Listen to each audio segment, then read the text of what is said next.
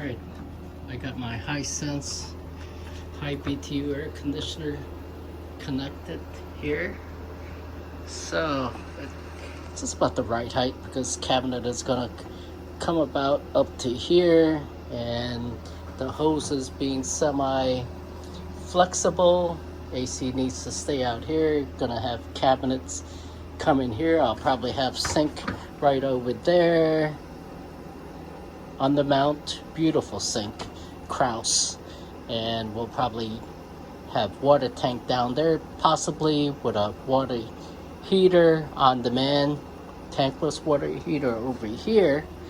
And my electrical system will probably go on this side with the batteries, and maybe batteries stuck back there. So these are 6-inch hoses, so it needs breathing air for the hot exhaust, filtering out the hot air inside the cargo trailer and taking in fresh air. So I put 6-inch PVC pipe used in storm drain or sewer applications, one of the other 40 schedule PVC. So got it mounted through the hole, 6-inch hole with a drain cover on the bottom. I'll probably, this is temporary painter's tape right there. I'll probably cut out some screen, thick screen for like windows, patios, and I'll probably put it down there. Hopefully it doesn't cause air blockage. Otherwise I'll need to take it off, but definitely on the intake air, I don't think that'll matter too much, hopefully.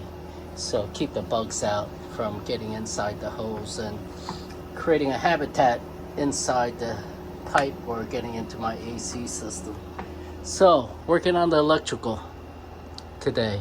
This is my level, magnet level right here. I'll be using to figure out where the trailer metal studs are for screwing in the plywood, like right there.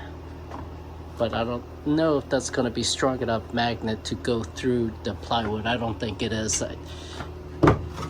Nope, I'll need to get a stronger magnet, which I do have, but that may work on the roof when I install the long aluminum bars 1x2 inch to install the solar panels on, because I'll use the long tubes to screw the solar panels versus directly on the roof itself.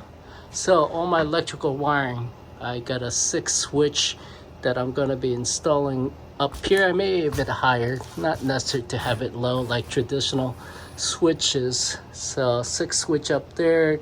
I got 2 spares for future use, what I figured out. So right now what I'm working on, okay, with a soldering iron, simple soldering iron here.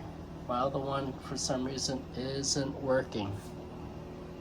So I am soldering all the connections, because that's going to be more thorough versus just trying to tape it together or using a quick plug-in deals, because I don't trust those. Plus I will be tugging on these wires to tighten it up once I finalize everything, and I want secure as possible. So the next thing I'll do is take electrical tape and tape around each one of those soldering points to make sure that's going to be well protected and not short circuit ground out with the metal frame or with each other. So this is semi fun stuff. Cheers.